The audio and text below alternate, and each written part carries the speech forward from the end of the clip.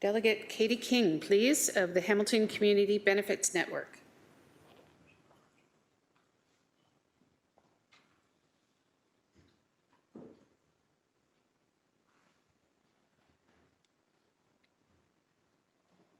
Good morning.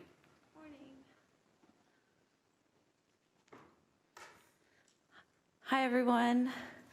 I'm a tenant in Ward 2 and an organizer with Hamilton Community Benefits Network. My name is Katie King, and I'm here just reiterating what I've learned from allies and ACORN, working with them.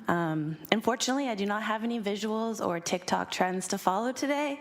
However, this is my first time delegating live, so thank you for having me.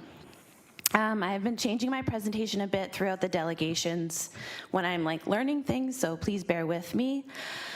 I was at a workshop a few weeks ago, and the speaker was talking about survey data gathered about culture.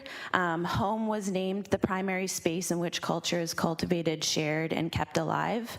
A home, whatever it may be, an apartment, a co-op, a house, your mom's spare room, a tent, a bunch of tents, a shelter. A home is where we sleep, eat, spend time with loved ones, be creative, cook, read, play, laugh, cry, and now for some, work.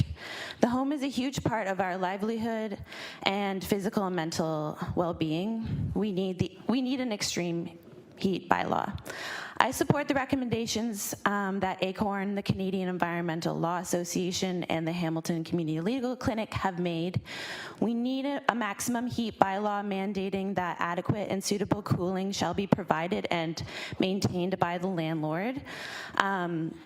With extreme heat, renters without air conditioning are caught between a rock and a hard place. A member from ACORN shared this metaphor with me last week. In a very literal sense, the rock is outside because it's so hot. The hard place is the home because it's so hot. And then there's also another hard place, which is the rental market. People would need to sacrifice an affordable unit for a wildly unaffordable unit with air conditioning.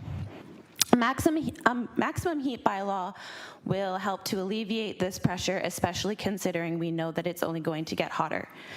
If we look at the bigger picture, ultimately the goal of the maximum heat bylaw and also the entire point of this conversation is to reduce heat-related illness, injuries, accidents, and deaths. If the bylaw won't come into effect until 2024, then we need creative and substantial interventions to offset the impacts of extreme heat. Interventions that can be implemented and should be today. I know that they can't actually, but it's just a saying. ACORN and the other groups, ACORN, Canadian Environmental Law Association, and HCLC addressed these alternative earlier than 2024 measures that could be taken.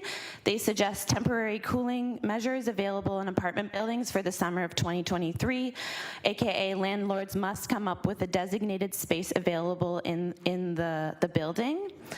Number 3, they mentioned municipal programming to support low-income tenants with the cost to run an air conditioning unit. And another suggestion they have is that the city could develop a municipal program to support retrofits of private purpose-built rental housing. And as Christine mentioned, the City of Toronto just released a retrofit financing and grant program for older apartment buildings today, which would be something good to look at. It could also give landlords a head start before 2024 if people are worried about stress or doing it all at once. I also worry about people living on the street and extreme heat. I have had several concussions and currently have prolonged concussion syndrome, which means that symptoms from my first concussion never went away, or they're going away still, and that was in 2016. I am impacted more so by heat because of brain injury. I experienced grogginess, brain fog, headaches, nausea, confusion, fatigue, and dizziness. I started to wonder about this correlation between when I was working at 541 Eatery and Exchange. I noticed people coming in who were living on the street had talked about hits to their head, and I looked it up. Approximately 50% of people experiencing homelessness have had a brain injury. Many people who do not have access to treatment and recovery like I do, or aren't able to access it. So this is why I wanted to reiterate, I know that cooling centers aren't enough, but we still need them. Also, please do not turn off water fountains and splash pads, and do not criminalize people for using water fountains and splash pads to cool down when there is no other alternative.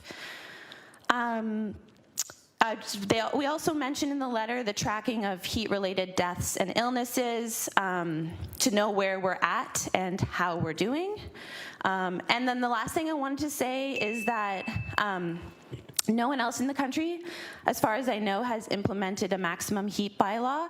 We need to do it. Hamilton needs to do it. We have a significant number of vulnerable people living in this city, and we need this bylaw.